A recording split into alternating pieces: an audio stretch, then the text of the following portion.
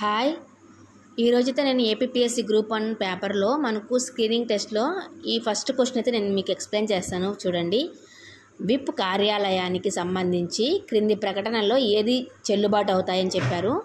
First option చూడండి, భారత రాజ్యాంగంలో పేర్కొనబడనప్పటికీ కార్యాలయం పార్లమెంటు విప్ చట్టం 1998లో గుర్తింపు పొందిన పార్టీలు మరియు సమూహాల నాయకులు మరియు చీఫ్ విప్ల ద్వారా సభా నియమాల్లో పొందుపరచబడింది. ఓకేనా. ఇక్కడ ఏంటంటే ఈ విప్ అనేది జారీ చేయడం అనేది మనకు భారత రాజ్యాంగంలో పేర్కొనబడలేదు. యాక్చువల్గా యాజ్ యూజువల్గా ఏంటంటే పార్లమెంటరీ శాసనంలో కానీ ఇది మనకు పేర్కొనబడలేదు. వీడేం చెప్పాడు, మనకు పార్లమెంటు విప్ చట్టం 1998 అన్నాడు. సో ఈ క్వశ్చన్ అనేది ఇక్కడ రాంగ్ అనమాట.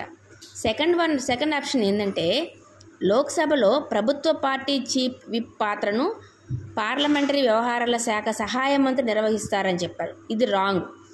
లోక్సభలో ఏంటంటే ప్రభుత్వ పార్టీ చీఫ్ విప్ పాత్రను పార్లమెంటరీ వ్యవహారాల మంత్రి, నాట్ సహాయ మంత్రి కాదు. లోక్సభలో ఓన్లీ పార్లమెంటరీ వ్యవహారాల మంత్రి మాత్రమే. రాజ్యసభలో అయితే పార్లమెంటరీ వ్యవహారాల శాఖ సహాయ మంత్రి అనమాట. ఇక్కడ రివర్స్ ఇచ్చాడు. లోక్సభలో ఇక్కడ సహాయ మంత్రి కాదు, ఓన్లీ మంత్రి. రాజ్యసభలో అయితే సహాయ మంత్రి అనమాట. నెక్స్ట్ థర్డ్ వన్ చూడండి, అన్ని రాజకీయ పార్టీలు అధికార లేదా ప్రతిపక్ష పార్టీలకు పార్లమెంట్లో వారి స్వంత విప్పులు ఉంటాయి. ఇక్కడ రాజకీయ పార్టీలకు ప్రతిపక్ష పార్టీలకు ఎవరికైనా ఇక్కడ ఏంటంటే వాళ్ళ యొక్క స్వంతంగా వాళ్ళకి ప్రతి ఒక్కరికి విప్పులు ఉంటాయి అన్నమాట. అంటే రాజకీయ పార్టీకి ఉంటుంది, ప్రతిపక్ష పార్టీకి ఉంటుంది. ఇది కరెక్ట్ వన్.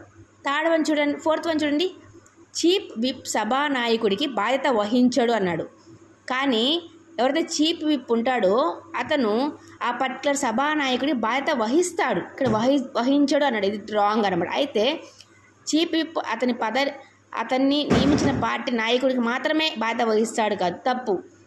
అతనికి నాయకుడికి మాత్రమే కాదు, ఆ మొత్తానికి, ఆ సభ మొత్తానికి, ఆ పర్టికులర్ ప్రతిపక్షానికి కానీ అపోజిషన్ కానీ ఆ ప్రతి ఒక్క సభకి మాత్రం అతను మొత్తానికి అతను బాధ్యత వహిస్తాడు, ఆ పర్టికులర్ పర్సన్కే కాదు.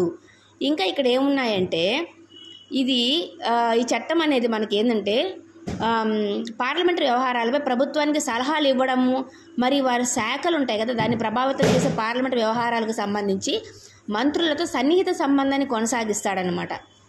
Okay friends.